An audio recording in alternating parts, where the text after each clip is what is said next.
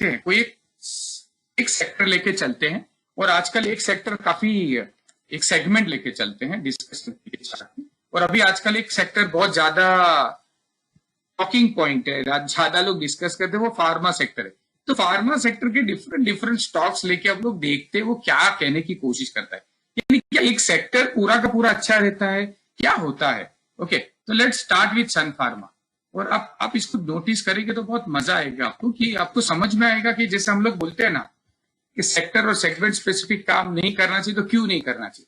हाँ, पर होता है कई बार एक सेक्टर में काफी पैसा आता है तो एक छोटा रन वन सब बताते हैं। फॉर एग्जाम्पल आज आप देखेंगे तो सन फार्मा जो काफी लथार्जिक मूव था उसका पिछले काफी टाइम से, जो काफी इनफैक्ट डिक्लाइंड मूव रहा और नीचे गया, कुछ प्रॉफिट भी नहीं दिया, इनफैक्ट लॉस देके गया, 7 साल के प्राइस के नीचे चला गया है।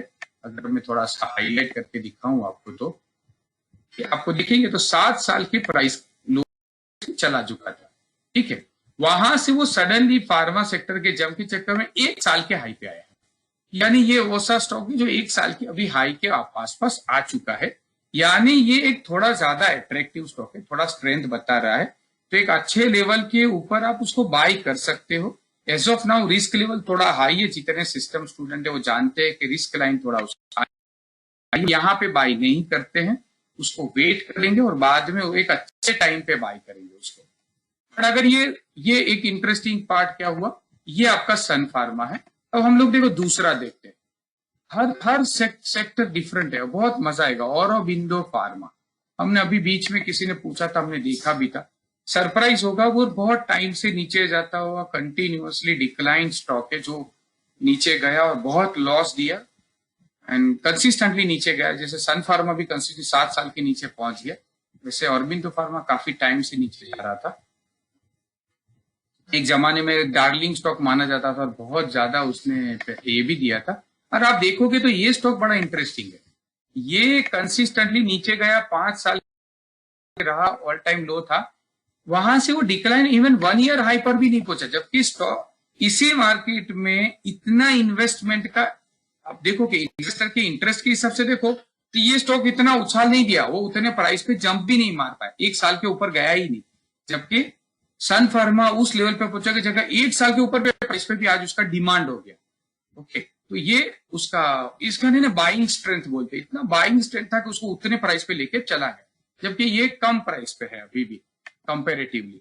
तो एक ये दूसरा स्टॉक था। हम लोग अभी और देखते हैं जिसमें चलते हैं आगे। तो हम लोग और एक स्टॉक देखते, Cadila health care. Cadila health care another chart है जो काफी लोग पूछते रहते हैं उसके बारे में, वो भी एक जंप किया उसने भी, चार्ट जो हमने लास्ट डिस्कस किया था, सबको याद होगा उसके बारे में।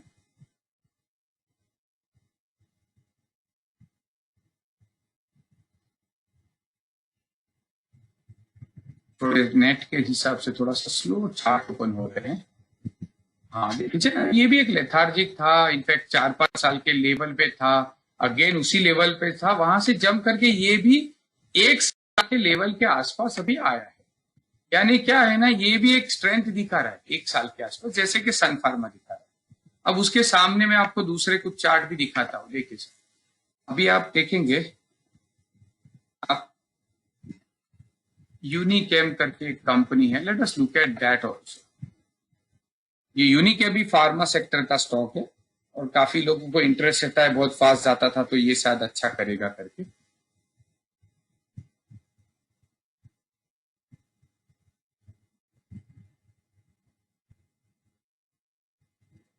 क्या होता है आप समझिए, एक टाइम ये थोड़ा बहुत जंप हर स्टॉक में आता ही है। आपको याद होगा कि जब टेक्नोलॉजी का बूम चल रहा था ना, तो ऐसी ऐसी कंपनी, जैसे मैंने भी एक एग्जांपल दिया था, हमने बीच में एक इन्वेस्टमेंट 2011 में करके पैसा बनाया था, पीएफएल इन्फोटेक, नाम में इन्फोटेक था पर एक्चुअली इन्फोटेक भी नहीं था। यानी कई बार वो मोमेंटम का कुछ कुछ स्टॉक को बेनिफिट टू सम एक्सटेंट मिलता है, पर वो टिकता नहीं है, लंबा नहीं जाता। जैसे ये स्टॉक देख लीजिए, अब यही फार्मा स्टॉक है, पर देखिए ये 9 साल वहां से वो भी थोड़ा बाई दिखाया, बट इवन कोई भी हाई नहीं लेके गया, वो अभी भी अपने वो लो के नजदीक है, उतना डिमांड ही नहीं आया, उतना बाइंग ही नहीं आया कि ऊपर गया। ठीक है, तो ऐसे स्टॉक यानी सिर्फ सेक्टर देख के नहीं लिए जाते, आपको स्टॉक पे ध्यान देना बहुत जरूरी है। और भी एक स्टॉक दिखाता हूँ जिसका नाम है ग्लेनमार्क फार्मा। ये भी काफी फेमस स्टॉक है, काफी लोग उसको प्रीफर करते हैं।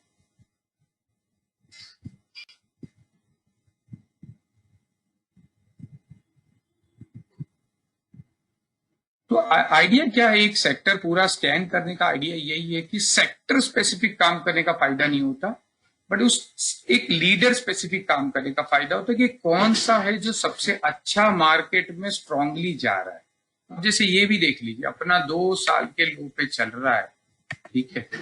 ये तो 3M इंडिया खुल गया है, हमें खोलना था ग्लेनमार्क फार्मा, राइट। सो ग्लेनमार्क फार्मा, ओके, हम लोग ग्लेनमार्क फार्मा खोलते हैं।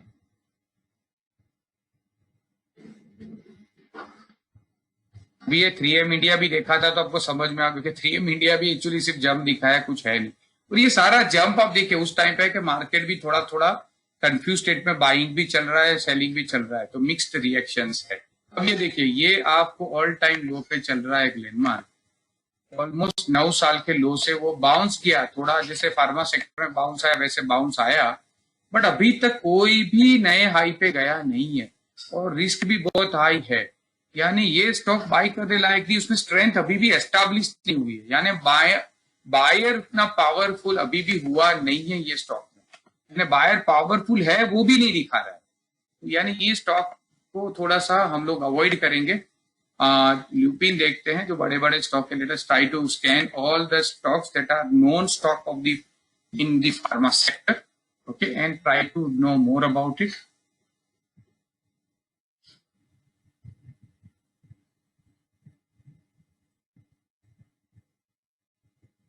ओके, देखो ये अभी ये डिफरेंट टाइप का स्टॉक है, आप देखोगे तो वो अपने कैडिला हेल्थ केयर देखा था वैसा ही एक स्टॉक में दिख रहा है डिफरेंस।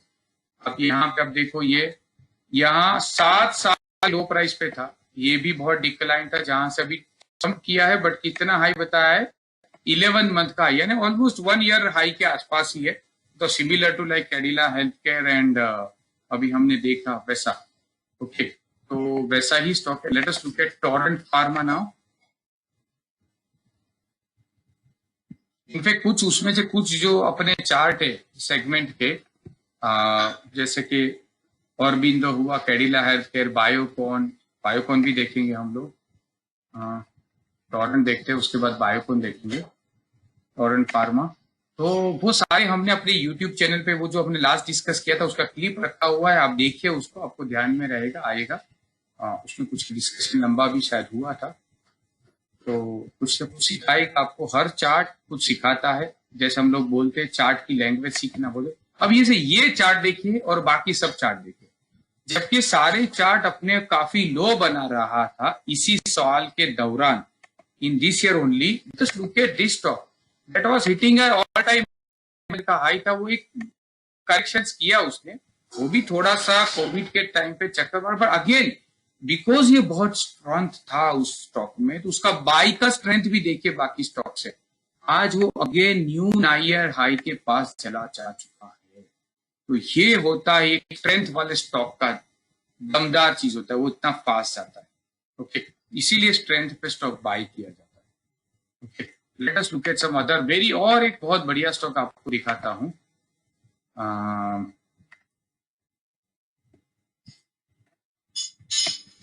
और उसके बाद और एक बढ़िया स्टॉक आपको आज दिखाता हूं मैं। आप फार्मा सेक्टर की ये बहुत जबरदस्त आप देखोगे, जैसे टोरेंट हो गया, यानी अगर मैं सेगमेंट देखूं तो कोई इंटरेस्ट इतना दिखता नहीं, ओके है, थोड़ा बाई चल रहा है। और हम जैसे जो इन्वेस्टर होते हैं, जब लोग अब स्टूडेंट जो भी हैं उनको भी बता रहा हूँ, हमको क्या करना चाहिए, हम लोग ये देखना चाहिए कि हम बहुत लंबा जाने वाला घोड़ा जो सोचते हो वैसा मिलता ही है, वही ढूंढना है, वही करना है, नहीं तो नहीं काम करना है, ऐसा अपना माइंडसेट लेके चलिए।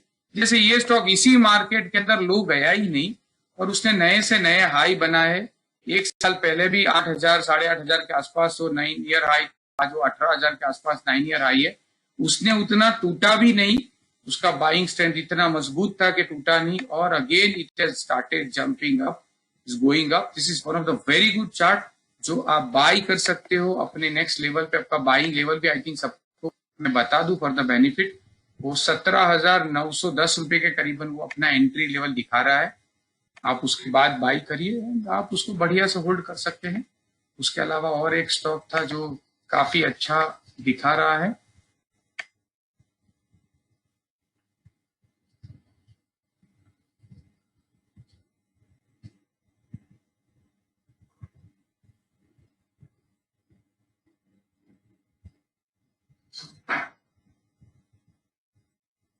ये देखिए, है बढ़िया सा अल्केम का चार्ट। देखिए पूरे साल आपको एक अच्छा कमा के दिया, 4 ईयर के हाई पे था, अगेन कोविड का एक करेक्शन आने के बाद अगेन जंप हो चुका है, 4 साल के अगेन न्यू हाई बना है।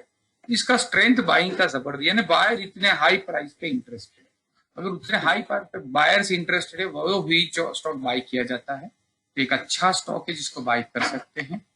और उसके हम लोग बायोकॉन देखते हैं, बायोकॉन का स्टॉक, बायोकॉन हमें क्या बता रहा है वो समझते हैं।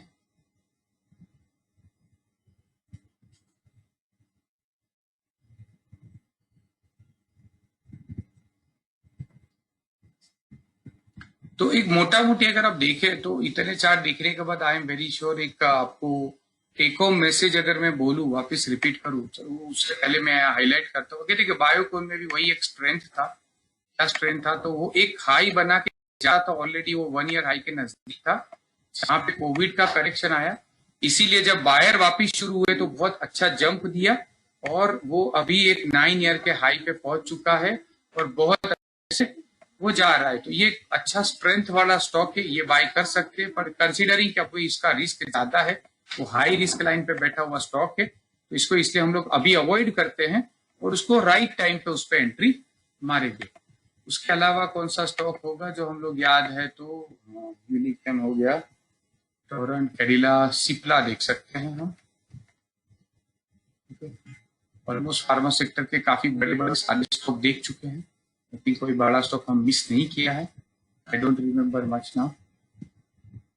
छोटे छोटे बहुत सारे स्टॉक और भी है, पर एक मोटा मोटी अगर आप चार्ट सारा देखने के बाद अगर आप सोचो कि क्या टेक होम मैसेज लेके जाना चाहिए, एक तो सेक्टर वाइज स्पेसिफिक काम करें, या एक सेक्टर में बाइंग है, मे बी ये वेरी स्पेशल यूनिक सिचुएशन के चक्कर में अगर बाई है, बराबर। अगेन ये सिप्ला के बारे में देखिए, वो लो जा रहा था, 6 साल के लो पे था यहाँ पे, वहां से वो बाई शुरू हुआ है और अभी भी वो 1 साल के हाई पे है, जैसे कि हमने कैडिला हेल्थकेयर में देखा, सन फार्मा में देखा, इवन लुपिन में देखा, ये सारा 1 साल के हाई पे है, उसमें भी स्ट्रेंथ है।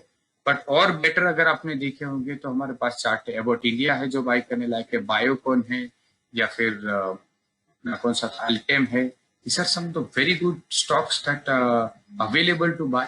तो आइडिया ये है कि आप स्टॉक को स्पेसिफिक ध्यान में रख के काम करिए, उसके हिसाब से काम करिए, और बाकी एक छोटा मोटा सेगमेंट मोमेंटम आता है, उसके ऊपर अगर जाएंगे तो फंसने के चांस भी बहुत बढ़ जाते हैं, बिकॉज आगे हमको फ्यूचर पता नहीं है, ये टिकेगा नहीं टिकेगा, क्या बायर यहाँ पे स्ट्रेंथ मेंटेन करेगा नहीं करेगा, पता नहीं रहता।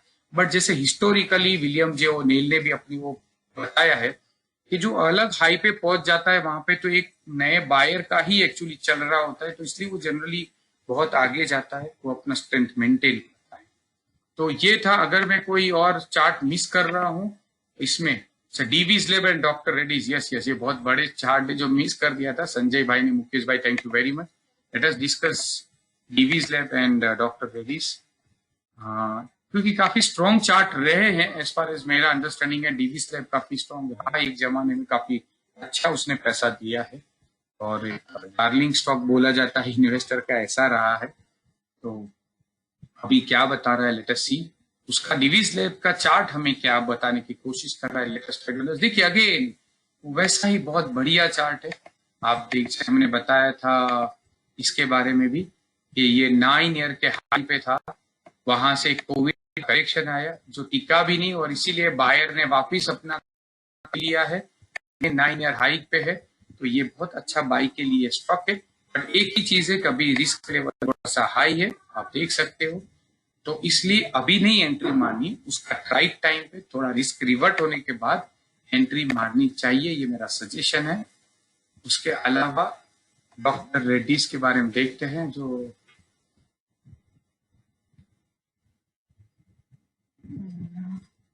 हम लोग सेक्टर स्पेसिफिक काम नहीं करते, इसलिए इतने याद नहीं आते है। तो फिर भी मुझे कुछ ज्यादा काम पता है, क्योंकि मैं एक फार्मा सेक्टर का बेसिक एजुकेशन रखता हूँ। मैंने इनिशियल ईयर्स में जॉब जो की है वो भी फार्मा सेक्टर्स में किए हैं, इसलिए फार्मा सेक्टर्स के स्टॉक्स पता है, काफी कुछ याद रहते हैं, तो मैंने बताया आपके साथ।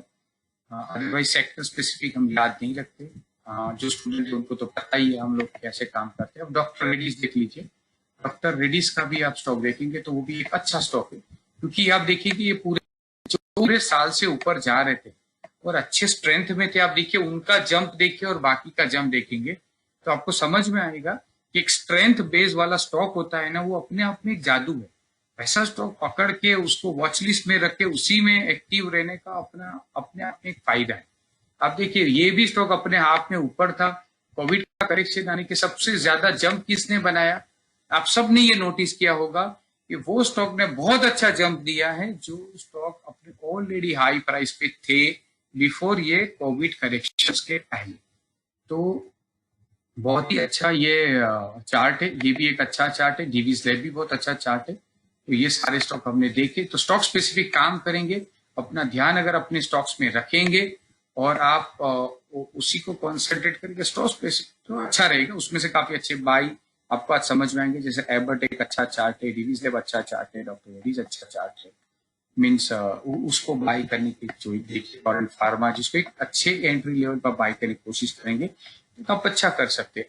दूसरे भी अगर है तो एक बेस्ट, मैंने आपको लास्ट टाइम भी जैसे बताया था, चार्ट बहुत टाइप के होते हैं, स्टॉक्स बहुत टाइप के होते हैं, जैसे बेस्ट, बेटर, एवरेज स्टॉक। तो काफी एवरेज स्टॉक भी रहते हैं जो अपना एक जंप मार चुके हैं। लाइक हम लोग ये सोचते हैं गुड स्टॉक है, तो काफी स्टॉक को मैं गुड बोल सकता हूँ, जैसे सन फार्मा शायद आपको कमा के दे भी देगा, ल्यूपिन, सन फार्मा जैसे स्टॉक्स है, हेल्थ है, वो गुड स्टॉक्स है, but they are not the best stocks. Okay, so always try to find and invest into best stocks. और बेस्ट स्टॉक्स वही होता है जिसके अंदर खुद ही बहुत जबरदस्त दम रहता है। Doctor C